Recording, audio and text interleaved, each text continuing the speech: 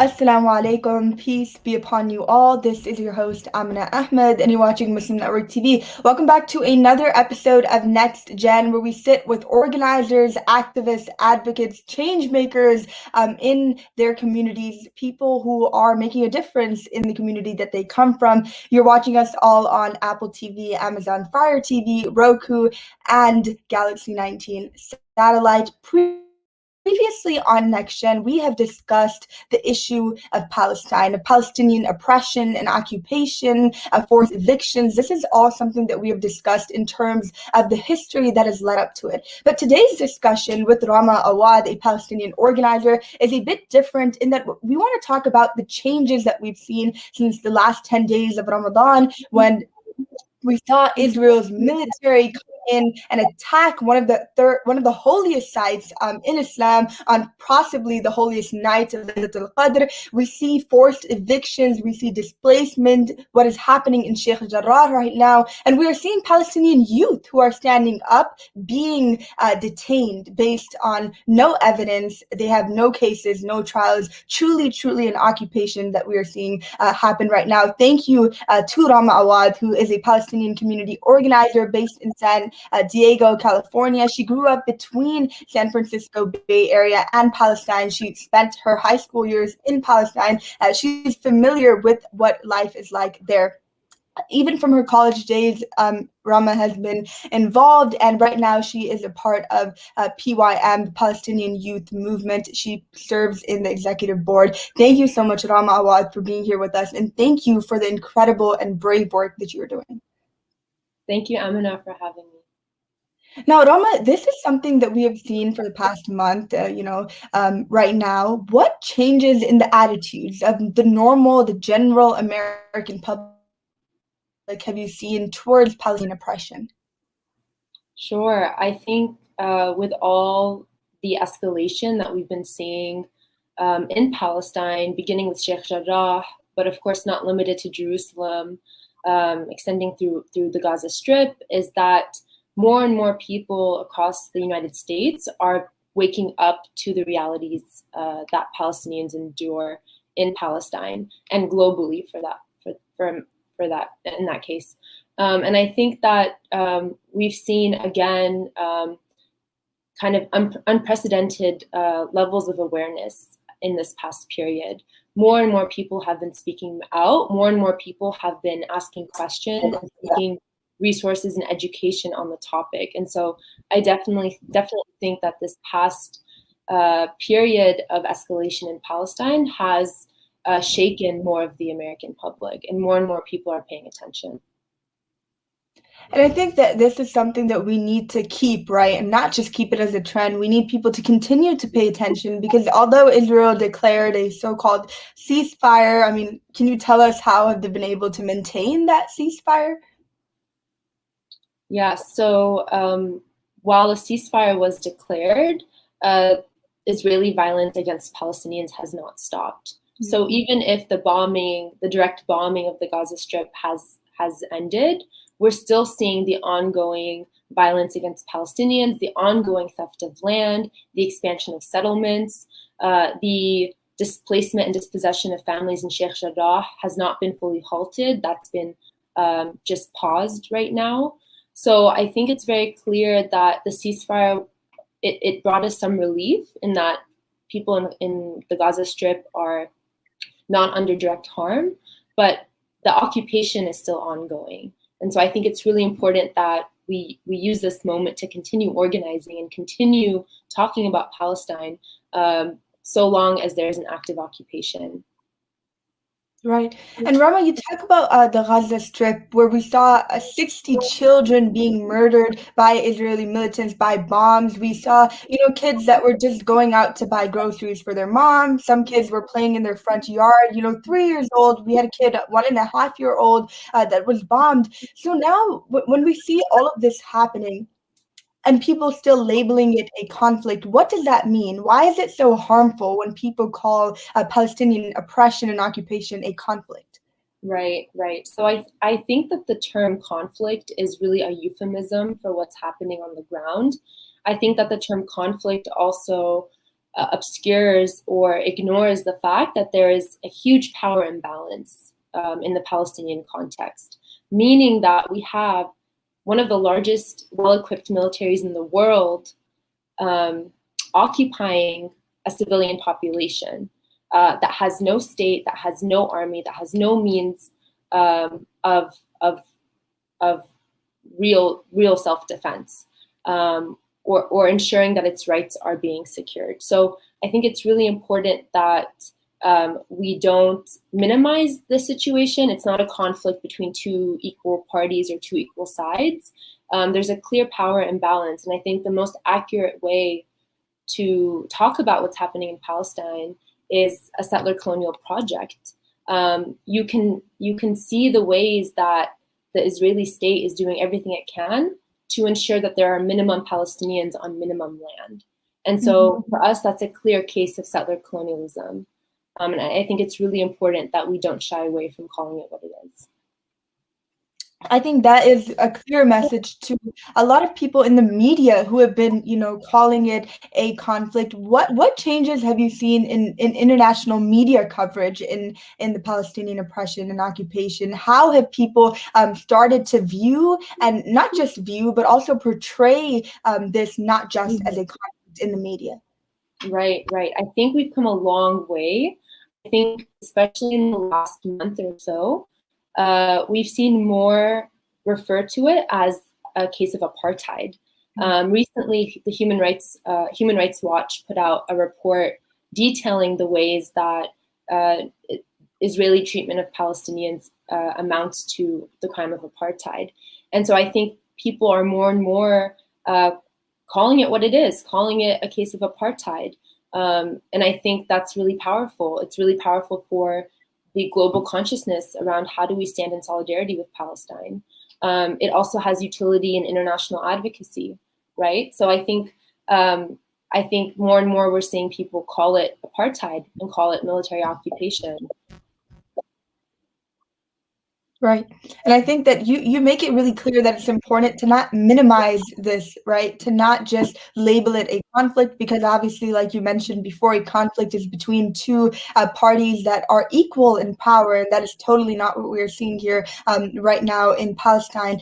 Now, through the advocacy work that you have been doing, right? This is not something new for you that you started in the last 2 months. This is something that has been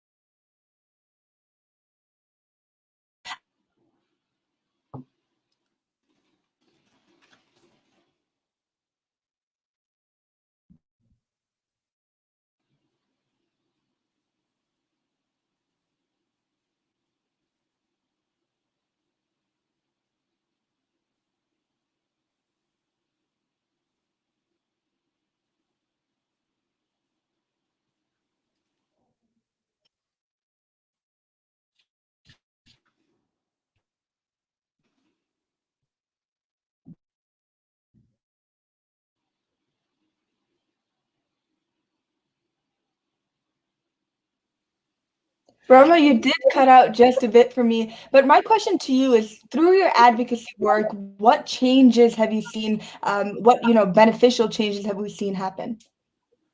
Sure. So I think where my work has been mainly focused is about raising political consciousness amongst not just the general American public, but my own community. And I think what we've been seeing recently is that all of that grassroots work around education and awareness is actually beginning to trickle up through members of Congress, through local advocacy, and we're seeing more and more legislation put out directly targeting military funding to Israel. And I think the scope of resolutions that we're seeing recently, AOC put one out. I think it was also endorsed by Senator Bernie Sanders, calling for the immediate halt in military sales to Israel. Right? There's also the Betty McCollum bill that's been seeking to condition military funding to Israel because of its treatment of Palestinian children. And so we're seeing national or federal legislation that is getting more at the root cause of this problem, which is US military funding to Israel. And so I think that trickle up towards advocacy is really a product of a lot of the grassroots work that has been taking place for so many years now.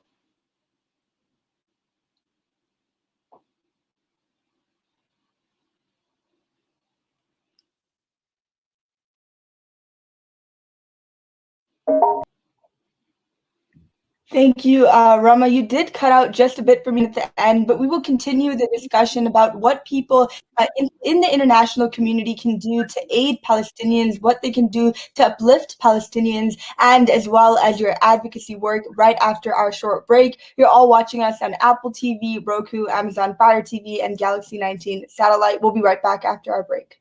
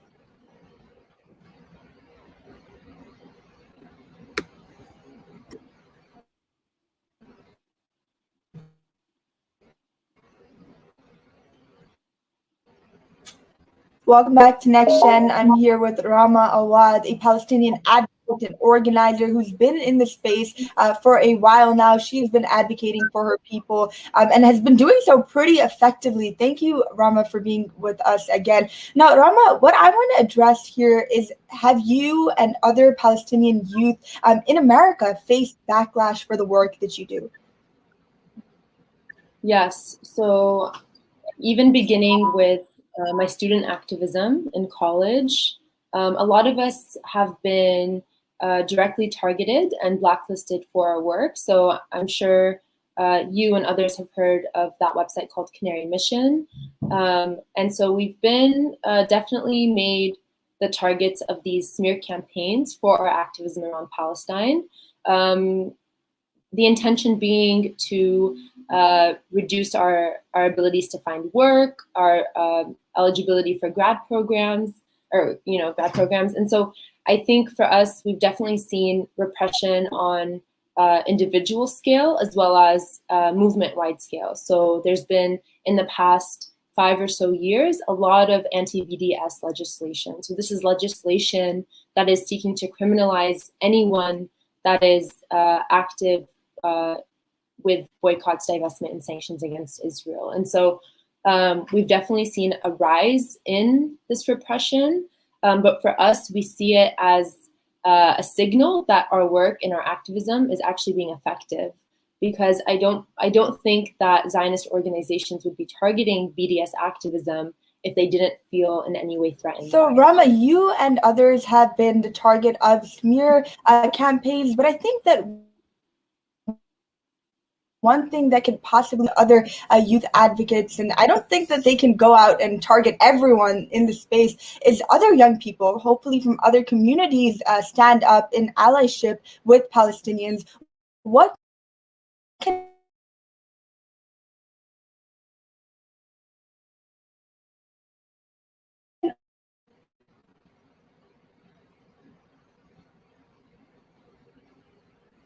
Ramah, what can other young people do to help you out? What can they do aside from just posting on social media and attending protests? How can they continue this movement so it doesn't just remain or get labeled a trend in a way?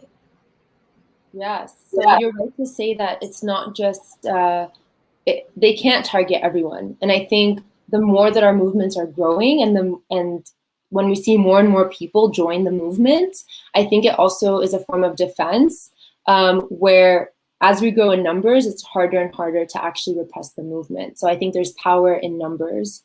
I think that one of the most effective ways that people can get involved is to join a local organization that is active on Palestine. I think that while individual posting on social media and individual activism is necessary, we are more powerful together when we're able to coordinate our efforts and put in our time and labor into joint campaigns and joint work. So I really encourage everyone tuning in today to find a local organization, because I genuinely believe that that's one of the best ways to build this movement. And then, of course, there are several campaigns under the banner of boycott, divest, and sanctions, the BDS movement. And I think that's one of the most effective ways that anyone in the United States can be leveraging their positionality to target the Israeli occupation. So those are some of my thoughts on where to plug in and how to get involved. Right. Thank you, Ramah, for sharing with us. Hopefully other young people can benefit from your advice. But I want to talk a little bit about PYM. You are such an integral part of that movement as its executive member. You've helped locally and on a larger scale as well. Tell us a bit about the work of PYM. Sure. So PYM, the Palestinian Youth Movement, is a grassroots organization of Palestinian Arab youth organizers. A lot of our work is locally focused on mobilizing our own communities towards being active in our national struggle. And I think it's really important that as Palestinians in the diaspora, we don't just see ourselves as being in solidarity with our own people, but rather that we are active strugglers in our own movement. And so I think for us, it's a really empowering space to take ownership of a movement that has been so attacked and so disintegrated by the powers that be. And so for us, we do a lot of work that looks like political education. We've led international delegations. We do a lot of campaigns targeting Zionist institutions and organizations where we live. And so for us, it's been really important. And I think this period for us has been one of incredible growth for our movement. So I'm really excited to see what's to come.